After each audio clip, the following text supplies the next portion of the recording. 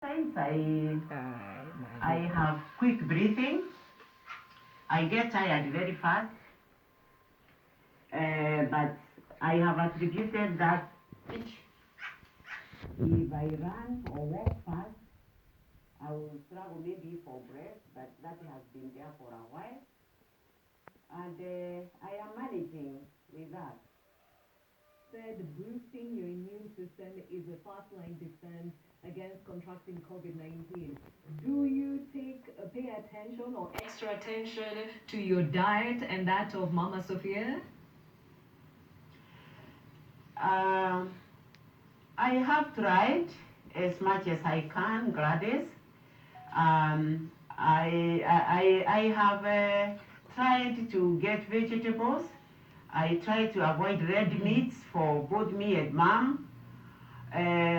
Do reasonably with a little milk, or even do tea for us, because I know milk has also its effects. Okay.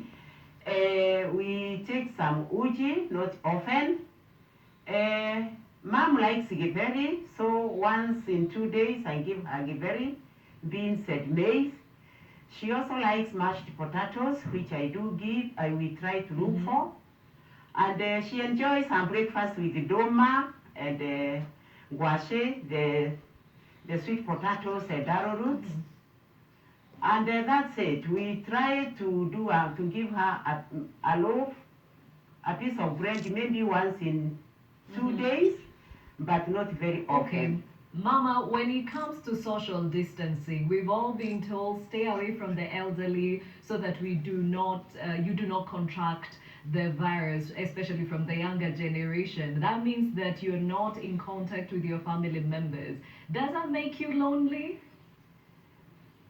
It has been quite an experience, Gladys. That is what we have not been able to accommodate or to accept, but circumstances have landed here with us. I've said for all this time long with my mother, grannies cannot come here, my children cannot come here. At times they will drop food or at the gate, and my mother sits quite far from me. The sofa set she uses is quite distant from where I sit. My assistant caretaker also sits quite distant. The other person in the house helping us, the man, is also quite distant. I'm taking care of that, and we all understand why we should keep distance. We have sanitizers all over at the gate, at the sinks, as we leave the toilet, and mom has caught up very well. She now has a mask. When it comes to your own support system, with the family not coming to see you, do you have other elderly friends and counterparts that you probably talk on phone to just give each other morale? They call. I have several elderly people within my group in church, ACK. We talk a lot during the day. My family also talks to Susu. She is not very, very lonely, although on phone it's becoming a bit difficult because of the hearing aid. And therefore, I try, although knowing that you are in the house because of a disease does not keep you comfortable. Gladys, I will not confess that. It makes us feel like we are in a small prison. Okay, and we know that there is some money that comes to you from the government, from the Inua Jamii Senior Citizen Program. Has that money been coming? Not to me, Gladys. My mother was on that program when I come from Kirinyaga. Before she came from Kirinyaga, last year, I remember she was involved in the program.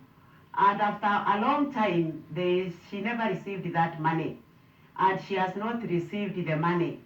Now that we have quarantine, we have tried to check whether we can be able to get her Jamii Inua card to check on the records whether her money has been credited to the account. And so far, not yet. Okay. Distance has kept us away, And also talking to the people in the offices has got a practical problem because of the working hours. Okay, now you are a retired educationist, you are elderly, taking care of your elderly mother. How are you being able to make ends meet? Gladys, for once I want to salute and give thanks to my children, whom since this issue came on, they have tried way round to ensure we are feeding. I have been expecting that maybe I would get this assistance from where it is coming, either from the government or through the administration. We have not received any donated food, but we get along when we are with the neighbors. We share what we have. Although I will tell you clearly, people are struggling, but we are trying to make it. And this is why I have said my family has tried to struggle and maybe provide reasonably. My mother is not starving, I'm not starving, but we are also helping others who are calling and crying that they have no food. And we keep it outside, they will take. So when I cook a meal, I share with a neighbor, or she shares a meal with me, and even the security team that is around.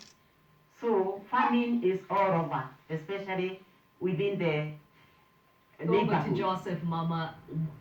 The president is listening to you. What would you like him to understand the lives and times of an elderly, especially during this season of COVID-19? Well, my plea would be, even those retired elderly people sitting at home, and I belong to them, they need to get into the program of the cash transfers.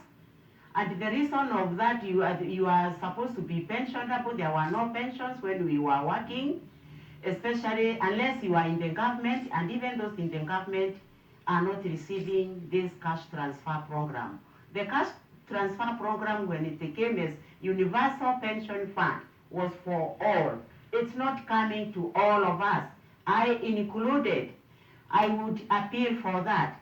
I would appeal whether monthly we can be distributed with the food, all of us, without classifying, because everybody is struggling at home. And what we have is what we are sharing with children, with the street children, and with other people. So, clothing as well. We also need recovery centers, people to talk to us, to add life to us. That has been missing.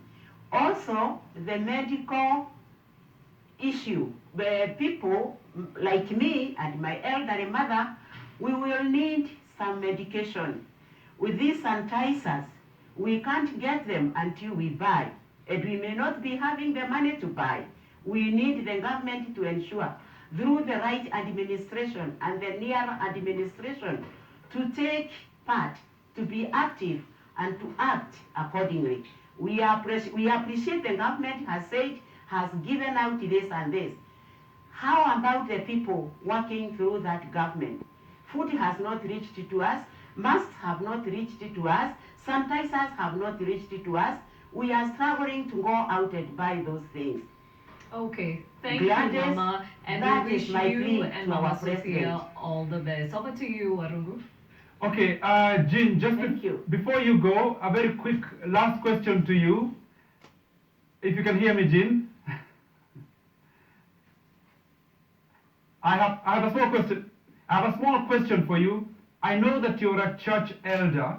How has COVID-19 affected the other church elders? What's been the impact of COVID-19 on the other church elders in your church?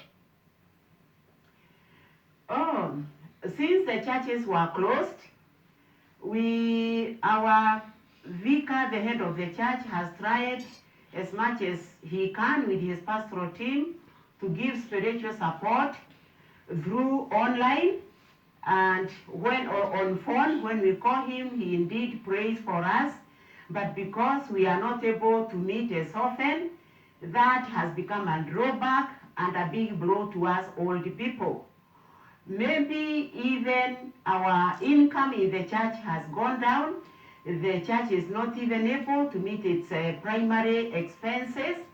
It is because the elderly people are so many in the church, and once we used to go on Sunday, we would take our offertory, our thanksgiving. When we have no money, we have nothing to take to the church, and that is where we are. So the elders have been affected because the people they take care of are not comfortable and they have nothing to give them. And we have been asking for donations for food, even from other members of the church. And because they have nothing, they have not been donating. There we are in a fix. But we are trying and hoping things will be better.